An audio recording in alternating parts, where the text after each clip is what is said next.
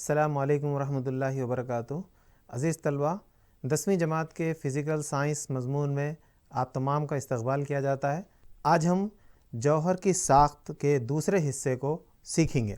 پچھلی کلاس میں ہم نے سیکھا کہ مادہ جوہروں سے مل کر بنتا ہے۔ ذیلی ذرات الیکٹران، پروٹان اور نیوٹران ہوتے ہیں۔ سب سے پہلا جوہری نمونہ جے تھامسن نے پیش کیا۔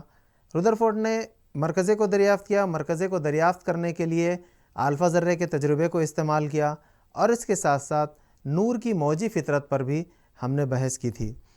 اور اس کے بعد ہم نے طیف اور برقی مقناطیسی طیف قوس قزح کے متعلق معلومات حاصل کی ہیں۔ برقی مقناطیسی موجوں کی خصوصیت، طول موج، تعدد اور توانائی، اس کے متعلق ہم نے تفصیل سے معلومات حاصل کی۔ اس کے بعد میں ہم آج کی کلاس کو آگے بڑھاتے ہوئے ہم یہ دیکھیں گے کہ لوہے کی سلاخ کو آگ کے شعلے پر گرم کرنے پر کیا ہوگا۔ گرم کرنے پر لوہے کی سلاخ کے رنگ میں کیا کوئی تبدیلی واقع ہوئی؟ لوہے کی سلاخ کو اگر گرم کیا جائے تو اس کے رنگ میں کوئی تبدیلی واقع ہوتی ہے یا نہیں ہوتی ہے؟ تو بچہ دیکھیے، لوہے کی سلاخ کو اگر گرم کیا جائے تو حراری توانائی نور کی شکل میں خارج ہوتی ہے۔ ابتدا میں لوہے کی سلاخ جب گرم ہوتی نا تو وہ لوہے کی سلاخ سرخ رنگ میں تبدیل ہو جاتی ہے، یعنی کم توانائی، زیادہ طول موج۔ جیسے جیسے حرارت میں اضافہ ہوتے جائے گا، لوہے کی سلاخ کا رنگ بدلتے جائے گا۔ کیسے بدلے گا؟ نارنجی، زرد، نیلے رنگ میں تبدیل ہوتے جائے گا۔ یعنی زیادہ توانائی، کم طول موج، وہاں پر زیادہ توانائی ہوتی ہے اور طول موج کم ہوتے جائے گا۔ بچوں، یہاں پر ہم کیا سیکھیں گے کہ اگر طول موج کم ہوگا تو سمجھنا چاہیے کہ اس کی توانائی زیادہ ہوگی۔ نہ صرف توانائی زیادہ ہوگی بلکہ اس کا تعدد بھی زیادہ ہوگا۔ پچھلی کلاس میں ہم نے دیکھا تھا کہ کم طول موج جس موج کا ہوتا ہے، جس شعاع کا ہوتا ہے، اس کی توانائی بھی زیادہ ہوتی ہے اور اس کا تعدد بھی زیادہ ہوتا ہے، یہاں تک کہ لوہا گرم ہوتے ہوتے آخر کار اعظم ترین حرارت حاصل کرنے پر لوہے کی سلاخ سفید میں تبدیل ہو جائے گی۔ تو دیکھیں بچوں، یہاں پر یہ جو سلاخ ہے، یہ سلاخ کو گرم کرنے کے بعد یہاں پر دیکھیے اس کا رنگ کس میں تبدیل ہوا؟ لال رنگ میں تبدیل ہوا۔ یہ لال رنگ میں تبدیل ہوتے ہوتے ہوتے ہوتے اس کا جو رنگ ہے آہستہ آہستہ نارنجی میں تبدیل ہوتا، کیونکہ یہاں پر یہ اس کے اوپر ڈومینیٹ کرنے والا رنگ ہے، اس لیے ہم کو یہاں پر نظر نہیں آ رہا۔ لیکن یہ اور بھی گرم ہوتے ہوتے آخر میں نیلے رنگ کے ساتھ جب زیادہ گرم ہو جاتا، اعظم ترین حرارت جب ہو جاتی ہے تو لوہے کی سلاخ کیسی ہو جاتی ہے؟ سفید ہو جاتی ہے۔ گرم سلاخ میں آپ ایک رنگ کا مشاہدہ کرتے وقت کیا دوسرا رنگ بھی دیکھ سکتے ہیں؟ جیسا کہ ہم نے ابھی سلائیڈ میں دیکھا تھا کہ ایک رنگ کا جب مشاہدہ کرتے تو کیا دوسرا رنگ ہم دیکھ سکتے ہیں یا نہیں دیکھ سکتے ہیں؟ تو بچوں، جب حرارت زیادہ ہو جائے تو ایک سے زیادہ رنگ بھی خارج ہوتے ہیں۔ لوہے کی سلاخ کو جب گرم کرتے، حرارت جب زیادہ ہوتی تو ایک سے زیادہ رنگ بھی خارج ہوتے ہیں، لیکن حرارت کی حدت بڑھنے کی وجہ سے، حدت سے مراد اس کی اعظم ترین تپش، زیادہ گرمی، زیادہ گرم ہونے کی وجہ سے ایک مخصوص رنگ، یعنی مثلا سرخ رنگ نظر آنے کے دوران دوسرے رنگ نظر نہیں آتے ہیں۔ تو بچے یہاں پر دیکھیے، یہ جو سلاخ ہے گرم کرنے کے بعد جس طریقے سے ہم نے ابھی دیکھا ہے کہ لال رنگ کے بعد آہستہ آہستہ یہ زرد رنگ میں بھی تبدیل ہوتا ہے۔ یہ رنگ میں تبدیلی کی وجہ کیا ہے؟ حرارت کی حدت بڑھنے کی وجہ سے، یعنی ایک سے زیادہ رنگ تو خارج ہوتے ہیں لیکن حرارت کی حدت بڑھنے کی وجہ سے ایک مخصوص رنگ جو ہوتا ہے، وہ مخصوص رنگ کی وجہ سے دوسرے رنگ نظر نہیں آئیں گے۔ تو بچوں، اس کے ساتھ ساتھ اور ایک بھی ہم دیکھیں گے، یعنی کیوپرک کلورائڈ ایک مرکب ہے، ایک نمک ہے، اس کو کیا کریں گے؟ مرتکز ہائیڈروکلورک ترشہ ہے Cl، اس کے ساتھ اس کو تعامل کر کے ایک پیسٹ بنا لیں گے۔ پیسٹ بنا کر کے کیا کریں گے؟ ہلکے شعلے پر رکھیں گے اور مشاہدہ کریں گے کہ کون سا شعلہ پیدا ہوا۔ تو بچوں آپ بتائیے کون سا شعلہ پیدا ہوا؟ ہاں بالکل، آپ نے صحیح کہا کہ یہاں پر جو شعلہ پیدا ہوا وہ ہے سبز رنگ کا۔ یعنی جب کیوپرک کلورائڈ اور مرتکز ہائیڈروکلورک ترشے کو جب ملا کر کے اس کو شعلے پر رکھا جاتا ہے تو اس سے پیدا ہونے والا جو شعلہ رہے گا، اس کا جو رنگ ہے وہ رنگ کون سا ہے؟ سبز رنگ کا شعلہ رہے گا۔ تو بچوں اسی کے ساتھ دیکھیے، اسٹرانشیم کلورائڈ کو ہلکے شعلے پر رکھیے اور مشاہدہ کیجئے کون سے رنگ کا شعلہ پیدا ہوا؟ تو بتائیے بچوں کون سے رنگ کا شعلہ نظر آ رہا ہے؟ یہ جو شعلہ ہے کون سے رنگ کا ہے؟ ہاں بالکل آپ نے صحیح کہا، اس کا رنگ ہے ارغوانی سرخ، کرمسن ریڈ۔ یہ رنگ کا شعلہ پیدا ہوا۔ آج ہم جہاں پر رہ رہے ہیں شہروں میں اگر دیکھا جائے، دیہاتوں میں اس کا تقابل کیا جائے تو دیکھیں شہروں میں اسٹریٹ لائٹس جتنی بھی ہوتی ہیں وہ یا تو LED کی ہوتی ہیں یا ٹیوب لائٹس ہوتے ہیں یا اور دوسرے کوئی فلڈ لائٹس ہوتے ہیں، لیکن گاؤں میں دیہاتوں میں آج بھی اسٹریٹ لائٹس میں بلب لگائے جاتے ہیں جیسے پہلے بلب ہوا کرتے تھے۔ وہ بلب سے جو روشنی نکلتی ہے وہ زرد رنگ کی روشنی دیکھی جاتی تھی۔ وہ زرد رنگ کی روشنی کیسے آئی، کیسے پیدا ہوتی تھی؟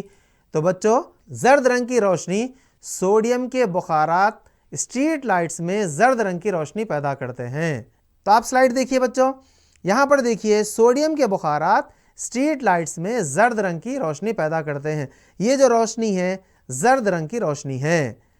یہاں پر دیکھیے یہ اسٹریٹ لائٹ ہے، یہ ایک محلہ ہے جہاں پر یہ باہر کھمبے ہیں اور کھمبوں پر روشنی بلب لگے ہوئے ہیں، ان سے نکلنے والی جو روشنی ہے اس کا رنگ بھی زرد ہے۔ تو اس کا مطلب یہ ہے کہ اسٹریٹ لائٹس زرد رنگ کی روشنی دیتی ہے۔ یہاں پر دیکھیے ہر عنصر جو ہوتا ہے ایک خصوصی رنگ کی روشنی خارج کرتا ہے۔ یہ رنگ نور کی مخصوص اور مختلف طول موج کو ظاہر کرتے ہیں جنہیں خطی طیف کہتے ہیں۔ لائن اسپیکٹرم ہے، یعنی ہر عنصر مخصوص اور مختلف طول موج، ہر ایک کا طول موج الگ ہوتا ہے۔ ہر وہ جو روشنی ہوتی ہے جو خارج ہو رہی ہے عنصر سے اس کا طول موج مختلف ہوتا ہے۔ اس کو لائن اسپیکٹرم کو واضح طور پہ نیلس بور نے پیش کیا۔ یہ ہے نیلس ہینڈرک ڈیوڈ بور۔ انہوں نے خطی طیف کا مشاہدہ کیا اور خطی طیف کے متعلق معلومات پیش کی۔ نیلس بور ڈنمارک سے تعلق رکھنے والے ماہر طبیعیات تھے۔ انہوں نے جوہری نمونہ اور کوانٹم نظریے کو سمجھنے کے لیے بنیادی معلومات فراہم کی، جس کے لیے انہیں 1922 میں نوبل انعام سے نوازا گیا۔ لائن اسپیکٹرم جس کو بور نے پیش کیا، بور نے لائن اسپیکٹرم کے ذریعے یہ بتایا کہ ہر شعاع، ہر عنصر اپنا الگ طول موج رکھتا ہے جب اس کو حرارت پہنچائی جاتی ہے۔ رودرفورڈ خطی طیف لائن اسپیکٹرا کی وضاحت نہیں کر سکا، جبکہ نیلس بور نے اس کی وضاحت کی، اس لیے کہ رودرفورڈ نے جن چیزوں کو پیش نہیں کیا، یعنی وضاحت صحیح طور پہ نہیں کر سکا، اس کے بعد میں نیلس بور نے اس کی وضاحت کی کہ نیلس بور کے مطابق الیکٹران مرکزے کے اطراف اپنے قائم مدار میں گھومتے ہیں۔ یہاں پر آپ تھوڑا سا پچھلی کلاس کا اعادہ کیجئے۔ جے تھامسن نے کہا تھا کہ ایک تربوز میں جس طریقے سے بیج ہوتے ہیں وہ الیکٹران ہیں، منفی ذرات ہیں، اور مغز جو ہے وہ مثبت ذرات کی مانند ہے۔ رودرفورڈ نے اسی کو آگے بڑھاتے ہوئے یہ کہا تھا کہ جوہر میں خالی جگہ پائی جاتی ہے، الیکٹران مرکزے کے اطراف میں گردش کرتا ہے، لیکن یہ بتانے میں ناکام ثابت ہوا کہ اس کی گردش کیسے ہوتی ہے۔ جب مرکزے کے اطراف میں گردش کرتا ہے تو وہ یا تو الیکٹران توانائی کو خارج کرتا ہے یا پھر جذب کرتا ہے، جس کی وجہ سے الیکٹران مرکزے کے قریب ہو جاتا ہے، اور ایک وقت ایسا آتا ہے کہ مرکزہ فنا ہو جاتا ہے، یعنی جوہر فنا ہو جاتا ہے۔ جبکہ آفاقی تصور یہ ہے جوہر کو نہ تو پیدا کیا جا سکتا ہے نہ ہی فنا کیا جا سکتا ہے۔ اسی کو آگے بڑھاتے ہوئے نیلس بور نے کہا کہ الیکٹران مرکزے کے اطراف میں ہی گردش کرتا ہے، لیکن وہ اپنے قائم مدار میں گردش کرتا ہے۔ تو قائم مدار کی گردش سے مراد وہ اپنے فکسڈ لائن میں گردش کر رہا، جس کی وجہ سے اس کی توانائی خارج نہیں ہوتی اور نہ ہی اس کی توانائی جذب ہوتی ہے، وہ اسی فکسڈ لائن میں گردش کرتا ہے۔ تو بچوں یہ دیکھیے بور کا جوہری نمونہ یا قائم مدار۔ بور نے کیا پیش کیا؟ یہ مرکزہ ہے جس کو رودرفورڈ نے دریافت کیا۔ یہاں پر لکھا پازیٹیولی چارجڈ نیوکلیس، یہ مرکزہ ہے، لیکن اس کے ساتھ ساتھ یہ جو پہلا خول ہے، یہ پہلا خول جس کو کے نام دیا گیا، اور یہ دوسرا خول ہے اس کا نام ایل دیا گیا، یہ تیسرا خول ہے اس کا نام ایم دیا گیا، اور یہ چوتھا خول ہے جس کا نام این دیا گیا۔ نیلس بور نے تجویز کیا کہ جوہر میں الیکٹران معین توانائی والے ساکن خولوں پر مرکزے سے مختلف دوری پر پائے جاتے ہیں۔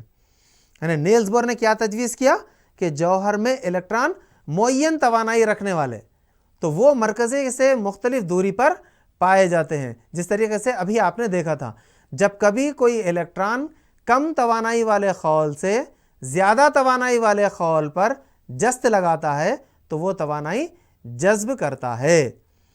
تو یہاں پر دیکھیے آپ کو، جب کبھی کوئی الیکٹران کم توانائی والے خول، یعنی کم توانائی والے خول کو کیا کہا جاتا ہے؟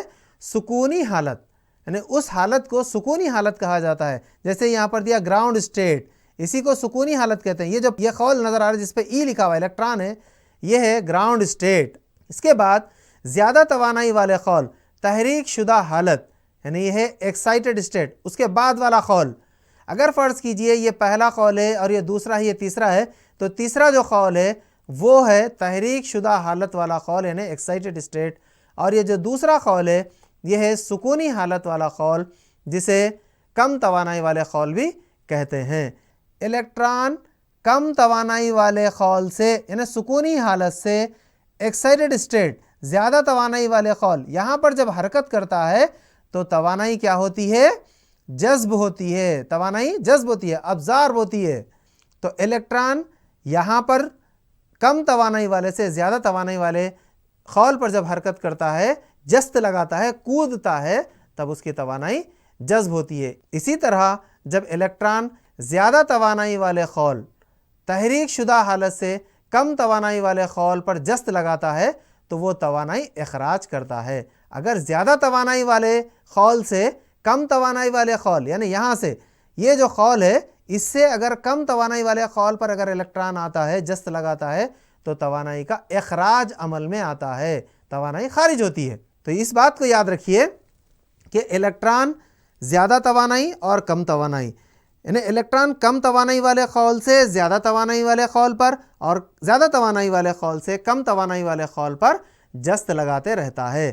تو اسی طرح الیکٹران کی اقل ترین توانائی والی حالت کو کیا کہتے ہیں ہم؟ گراؤنڈ اسٹیٹ، سکونی حالت کہتے ہیں۔ اس کے برخلاف اسی طرح الیکٹران کی زیادہ توانائی والی حالت کو کیا کہتے ہیں؟ تحریک شدہ حالت، ایکسائٹڈ اسٹیٹ کہتے ہیں۔ اگر الیکٹران توانائی حاصل کرتا ہے تو کیا ہوتا ہے؟ بتائیے بچوں، الیکٹران توانائی حاصل کرتا ہے تو کیا ہوتا ہے؟ یہاں پر حاصل کرنے سے مراد جذب کرنا ہے، حاصل کر لینا ہے۔ تو اگر الیکٹران توانائی حاصل کرتا ہے تو وہ زیادہ توانائی والے خول یا مدار پر جست لگاتا ہے۔ کیا الیکٹران میں توانائی ہر وقت برقرار رہتی ہے؟ نہیں، الیکٹران اپنی توانائی کو کھو کر دوبارہ سکونی حالت میں پہنچتا ہے۔ اسی طرح کھوئی ہوئی توانائی برقی مغناطیسی توانائی کی شکل میں خارج ہوتی ہے۔ اگر اس کا طول موج مرئی علاقے میں ہو تو یہ خط کی شکل میں ظاہر ہوتی ہے، جسے اخراجی خط، ایمیشن لائن کہا جاتا ہے۔ بور نے جو نمونہ پیش کیا، اس نمونے کے اندر الیکٹران، صرف ایک الیکٹران کس طریقے سے حرکت کر سکتا ہے، اسی کو ثابت کیا اس نے۔ تو اس کے جوہری نمونے کے نخائص کیا ہے، اب ہم دیکھیں گے بور کا جوہری نمونہ اور اس کے نخائص۔ بور کا جوہری نمونہ صرف ہائیڈروجن طیف کی تمام لکیروں کی تشریح کرتا ہے، یعنی ہائیڈروجن کے اندر نیوٹران نہیں پایا جاتا، صرف الیکٹران اور پروٹان پایا جاتا ہے، لہٰذا اس کے طیف کی تمام لکیروں کی تشریح کرتا ہے۔ جبکہ بور کا جوہری نمونہ خطی طیف کی وضاحت کرنے میں ناکام ثابت ہوا، جیسے زیمن ایفیکٹ اور سٹارک ایفیکٹ۔ ہم زیمن ایفیکٹ کو دیکھیں گے۔ زیمن ایفیکٹ مغناطیسی میدان کی موجودگی میں خطی طیف مزید باریک لکیروں میں منقسم ہو کر طیف لطیف بناتا ہے۔ یہ دیکھیے یہاں پر نو میگنیٹک فیلڈ، یہاں پر کوئی مغناطیسی میدان نہیں ہے، تو مغناطیسی میدان نہیں ہے تو یہاں پر بھی یہ مزید لکیروں میں اور تقسیم نہیں ہو رہا ہے۔ جبکہ اگر مغناطیسی میدان میں اس کو رکھا جائے تو مغناطیسی میدان میں وہ مزید اور لکیروں میں تقسیم ہوتا ہے۔ اسی طرح زیمن ایفیکٹ کے بعد سٹارک ایفیکٹ بھی ہے۔ یہ سٹارک ایفیکٹ کے اندر بھی برقی میدان کی موجودگی میں خطی طیف مزید باریک لکیروں میں تقسیم ہو کر طیف لطیف بناتا ہے۔ برقی میدان میں اگر رکھا جائے، یہ جو پہلا خول ہے نیلس بور کا، برقی میدان میں رکھا جائے تب کوئی تبدیلی واقع نہیں ہوگی، جبکہ برقی میدان اگر اپلائی کیا جائے، برقی میدان سے اس کو گزارا جائے، تب خطی طیف مزید باریک لکیروں میں تقسیم ہوتا ہے۔ زیمن ایفیکٹ اور سٹارک ایفیکٹ، ان دونوں اثر کی بنا پر ہم یہ کہہ سکتے ہیں کہ نیلس بور نے جوہری نمونے کی خطی طیف کی صحیح طور پر وضاحت نہیں کر سکا۔ تو اس کی مزید وضاحت کے لیے اور ان خامیوں کو دور کرنے کے لیے سومرفیلڈ نے بیضوی خولوں کو متعارف کرتے ہوئے بور کے جوہری نمونوں میں ترمیم کی۔ سومرفیلڈ کو دیکھیے، یہ ہے سومرفیلڈ۔ تو بچوں، سومرفیلڈ نے بور کے پہلے دائری خول کو جوں کا توں رکھا۔ سومرفیلڈ کیا کرا؟ نیلز بور نے جو دائری خول بتایا ہے اپنے جوہری نمونے کے اندر، اس دائری خول کو جوں کا توں رکھا، اس کے اندر کوئی تبدیلی نہیں لائی، اور دوسرے خول میں ایک بیضوی مدار، بور کے تیسرے خول میں 2 بیضوی مدار کا تصور پیش کیا۔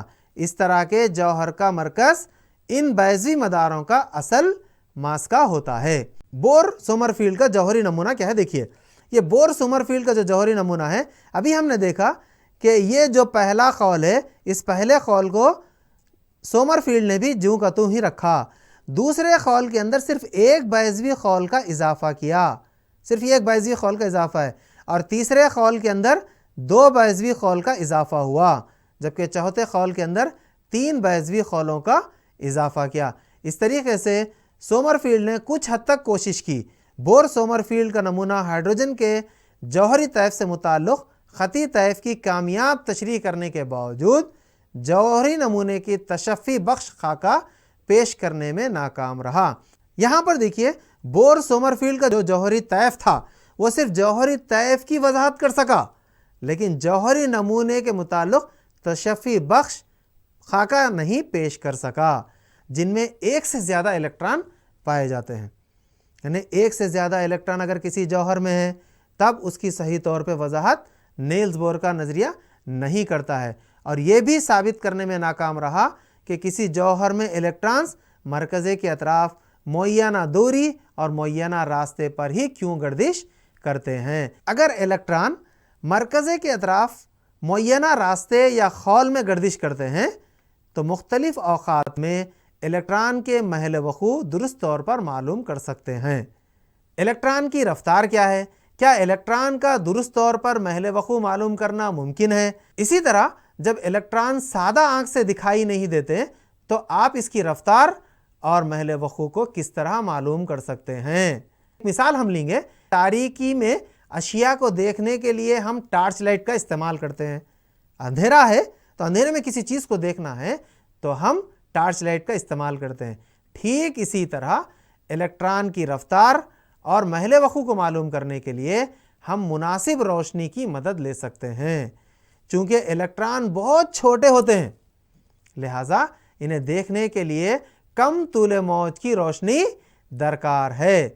کم طول موج کی یہ روشنی الیکٹران سے جب ٹکراتی ہے تو ان کی حرکت میں خلل پیدا کرتی ہے، اسی لیے کسی الیکٹران کے محل وقوع اور رفتار کو بیک وقت نہیں معلوم کر سکتے، اس کی پیمائش بیک وقت میں نہیں کی جا سکتی ہے۔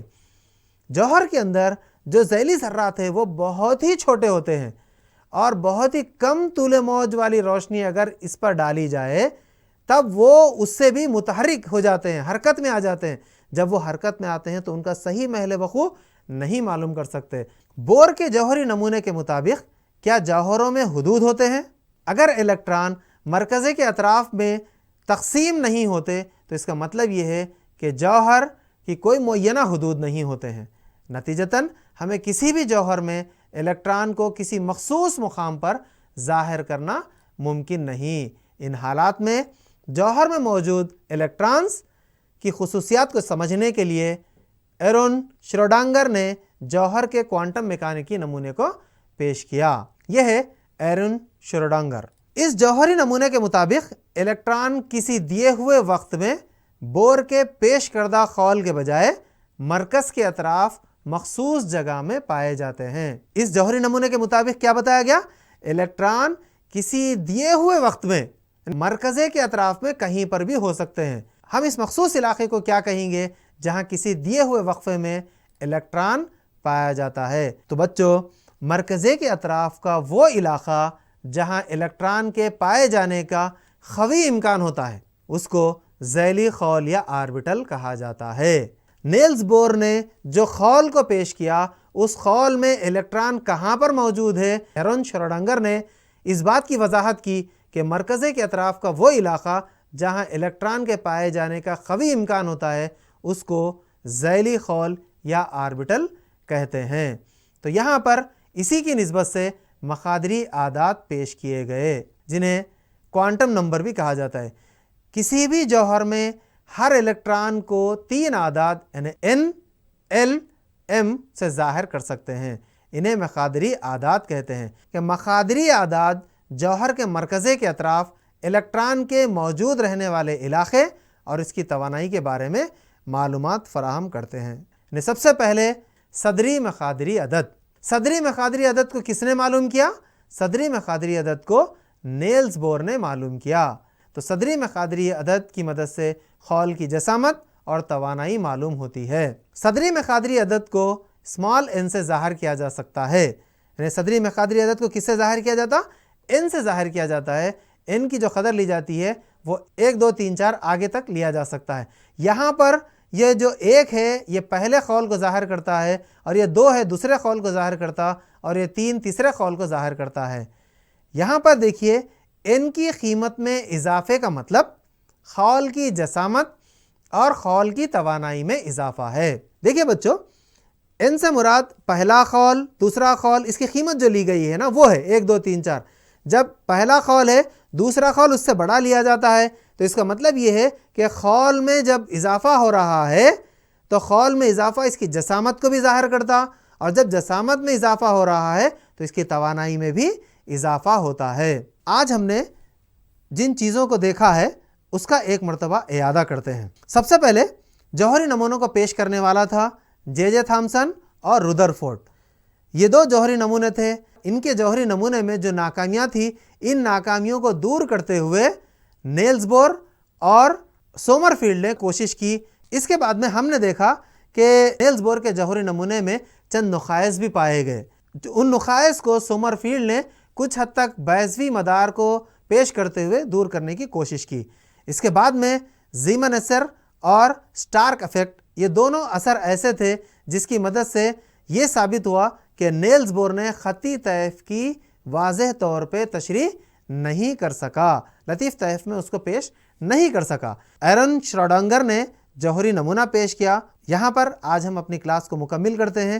اگلی کلاس میں اس کے بعد والے جتنے عنوان ہیں اس کو مکمل کریں گے۔ شکریہ، خدا حافظ۔